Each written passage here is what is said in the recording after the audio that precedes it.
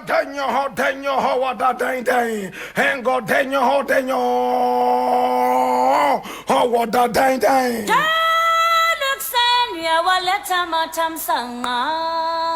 This is the Black Pot, aka Kukushunamo, where we speak truth to power. Now here we don't criticize, but if we must criticize, we will criticize on one condition: to build and not to destroy. That is why we say we are in the service of God and country.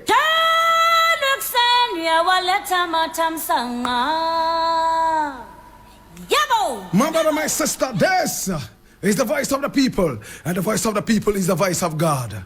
My brother, my sister, today I don't really know what I want to talk about. I'm going to go into the news rule, and at random I'm going to pick up some issues and look at them. This is the Black Pot, aka Kukushunamo, and here we speak truth to power.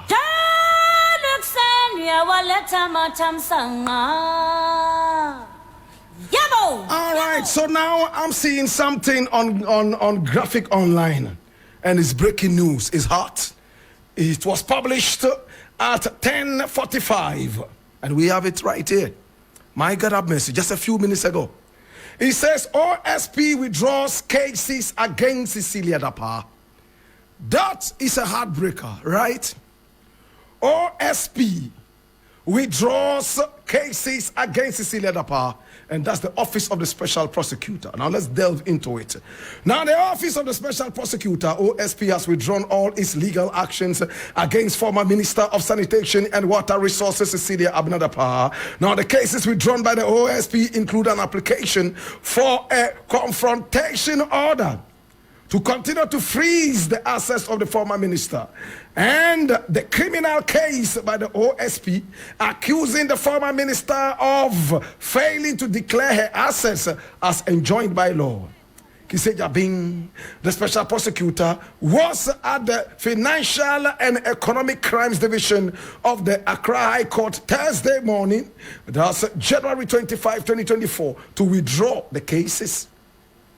Consequently, the court presided over by Justice Nana Brew ordered the OSP to release all the assets it had seized from Cecilia Dapaah within 72 hours.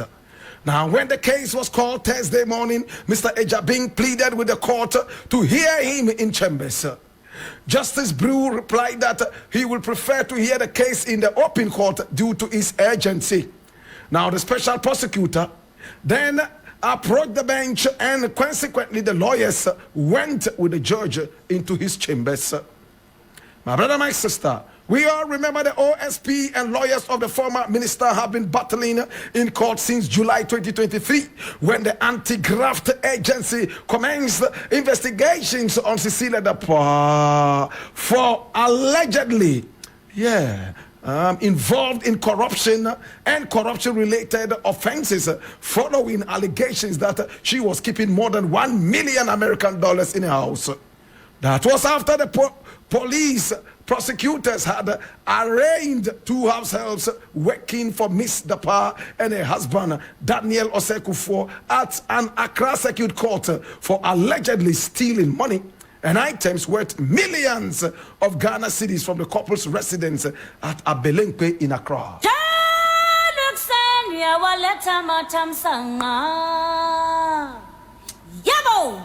My brother, my sister, it is a day of shame.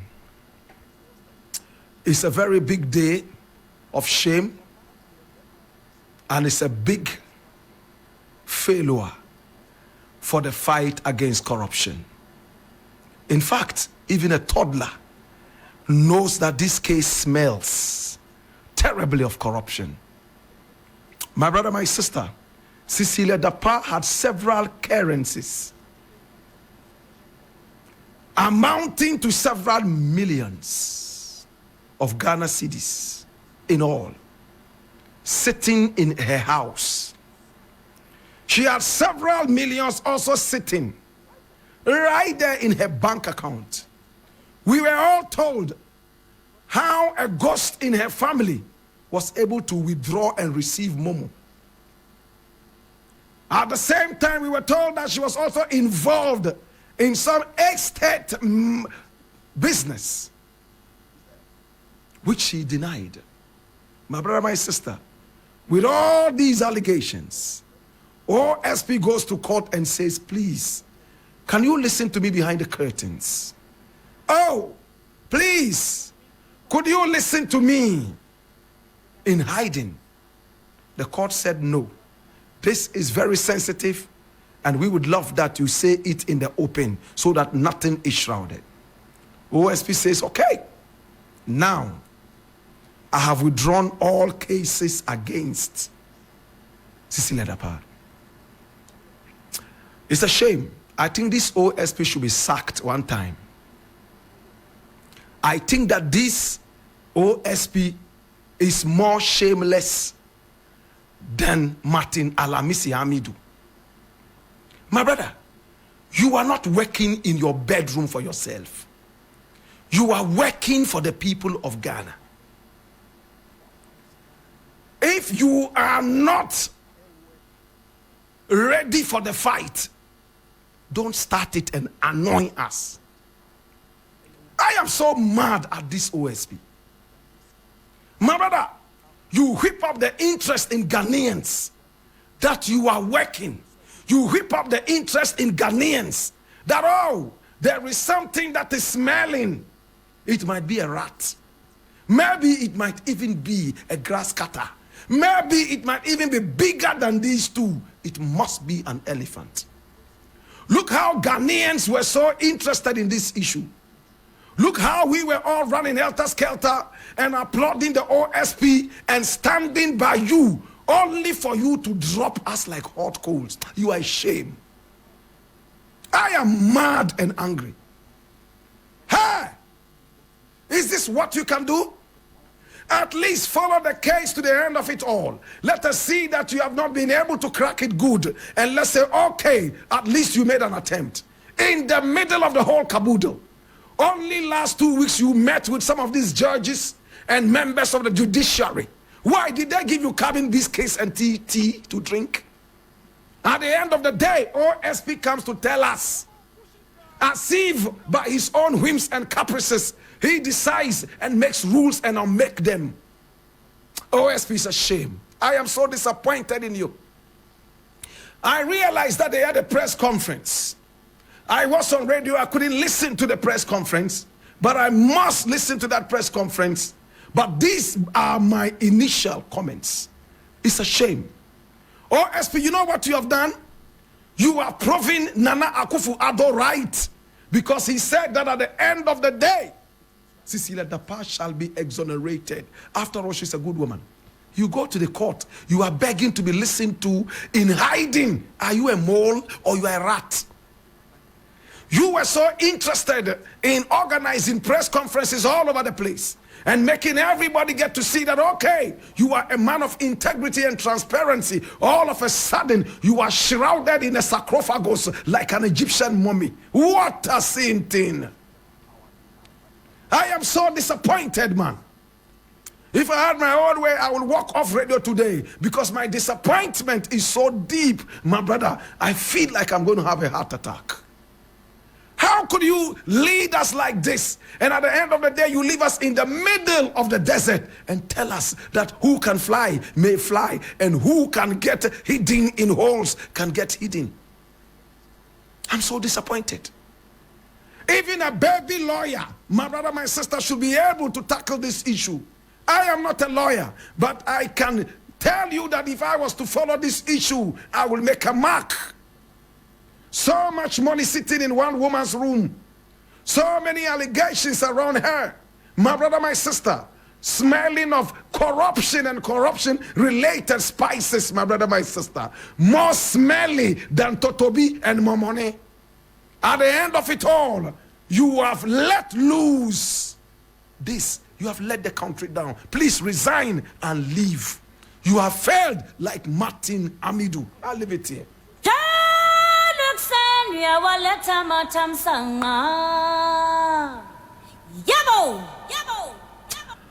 My brother, my sister, another thing I would like to look at, and I need you to come along. Oh my God. Oh my God. This is heartbreaking. My God. I honestly don't know where to go right now. I honestly don't know where to go right now. All right, so I'm going to look at this one, and it's coming from my own treenews.com. Open your ears and listen with rapt attention. And this one is coming from Nunu Mensah. He says, military killings becoming a security threat. I read. A former National Security Advisor, Brigadier General Nunu Mensah, said the persistent killings of civilians by the military is becoming a security threat. Now the comment follows the military termed neutralization of persons who exchanged gunfire with them. The incident resulted in the death of 3 residents of Bawku through a shootout with soldiers who have been sent there to keep the peace, following the renewal of the chieftaincy conflict in the area.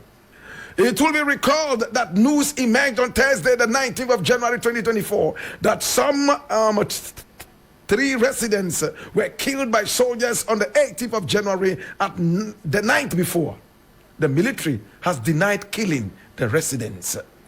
It said that the death of the 3 men followed an exchange of gunfire at Sabongari at 8:30 p.m. that day, adding that the officers involved were conducting night foot patrols around Hassania School when 4 gunmen opened fire at them. It's worth mentioning that at about 20:30 hours, same day, that's 8:30 p.m., all troops conducting night foot patrols around Hassania School at Sabongari were fired upon by 4 gunmen. The troops returned fire spontaneously, neutralizing 3 of the assailants. The 4th suspect managed to escape, the statement said. The armed forces further stated in its release that it is instructive to note that directly engaging the military in is a development that will result in fatal consequences, as troops will spare no opportunity to defend themselves as well as protect residents of Bawku.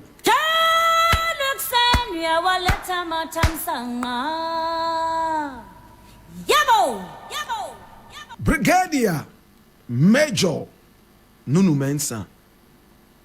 My brother, my sister, I don't know what to say. Honestly, I don't. So I prefer saying nothing. But I still have to say something. Now, the paradox of it all is the fact that we need to look at why the people in the area are fighting. It's all because of chieftaincy. It's not about land. Chieftaincy. Who is the chief and who should be recognized in Bawku as the chief? My brother, for some time now in the northern region, it's just brothers killing each other over chieftaincy or over land. And politicians make a lot of wealth and name out of some of these conflicts. My brother, please listen to this attentively. We all remember the Abudu and Andani right in the Gbong. Brothers from different gates. Brothers from the same mother and father. Their children picking arms and shooting down each other, all because of who is the next person to rule. My brother, my sister, in Bawku is the same issue. There are 2 brothers, the Mampusis and the Kusasis. The 2 languages, when you listen to them, they are so close. From the same great-grandfather. Yet, peace has eluded them all this while. Politicians take advantage of this and incite the people to kill each other even the more. All the political parties have which ethnic groups they support and which ones they don't support. When the NPP is in power, there's one ethnic group that believes that this is our party. And when the NDC is in power, there's another ethnic group that says, oh, this is our party in power. So we have the right to do anything we want to do. How can there ever be peace? Until we have a neutral party coming into power. The two parties always feel entitled. The two ethnic groups take sides, and politicians also take sides. And the people become the sacrifice at the end of it all. I have not been to Bawku, and I don't think I will go to Bawku because I am so ashamed of what is going on there. Today, soldiers are going there, and the word is that they are neutralizing people. What kind of language is that? What language is that? Oshraden? They are neutralizing us by sending us to our graves. They are neutralizing us by making our children orphans. They are neutralizing us by making our wives widows. They are neutralizing us by making our families go hungry because we are the breadwinners. Whose fault is it? They say when two elephants are fighting, it is the grass that suffers. When would we have peace in Bawku? I'm waiting to wake up one day and see from the Mamprusi side the chief coming out onto the street. From the Kusasi side, the chief coming out from on the street, and they are hugging and dancing and saying that all the days are over. Please, let us come together and heal the wounds and let our place thrive one more time. Which mad investor would go and invest in Bawku? It's only warmongers who would go there. People who benefit from war and bloodshed. They are the only people who go to Bawku and invest. I will not invest a penny in Bawku, no. I will hate to see two brothers exterminating each other. And I will hate to see the soldiers neutralizing us. What language is that? I am hurt. So we can have peace. I am totally hurt. So the only way we can have peace is to kill each other. The only way we can have peace is to slaughter each other on the street. Yet these two ethnic groups are busily marrying each other. Mamprusis are marrying Kusasis. Kusasis are marrying Mamprusis. And their children become Mamkusa.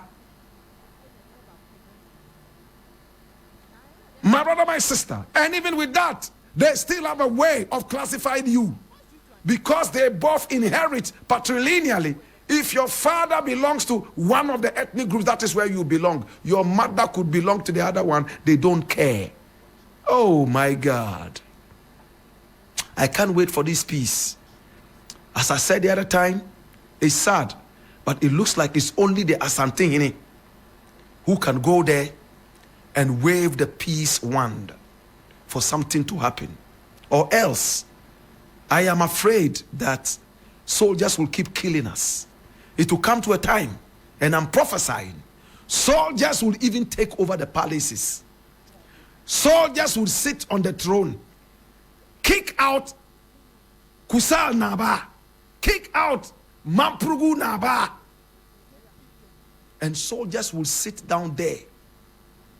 Mark it on the wall. It is going to be aggravated. Soldiers will now kick out the two chiefs and sit on the throne themselves. It's going to be like a coup d'etat. If the two chiefs are not ready to come to a common playing ground, force will be applied. Now they are neutralizing us. They will soon exterminate us, eradicate us, and they will crown themselves the kings of the area, and you have nothing to say. Please, a word to the wise is in the north.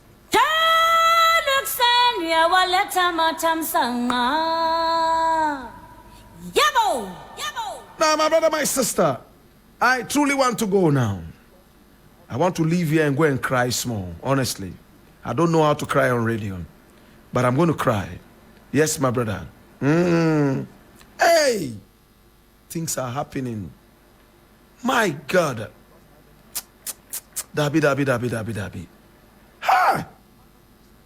And which way? I'm looking at what is happening right here.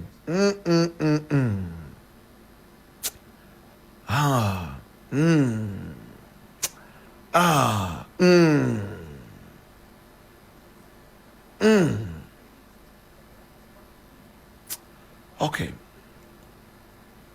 I'm reading something here which is interesting from Peace FM Online. He says, I still share text messages with Mahama. I like him as a person, but not as my president.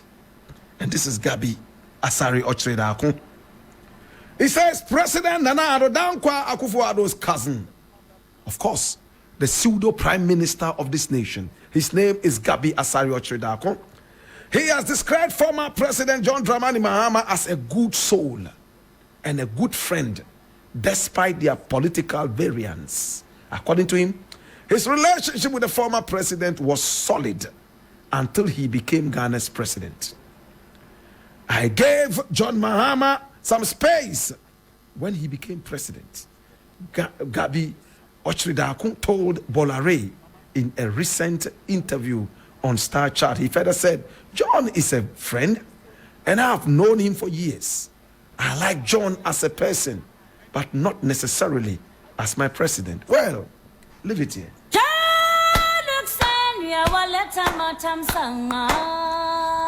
Well,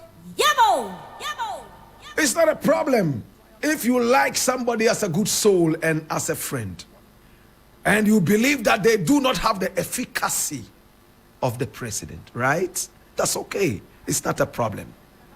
But the problem I have here is, this is a man who is a British citizen. That is a British citizen talking. He was born in Chelsea. He has allegiance to the British people.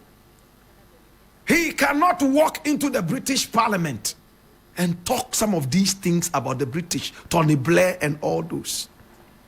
But this guy can come to Ghana because it's a playground for anybody, just any Tom, Dick, and Harry.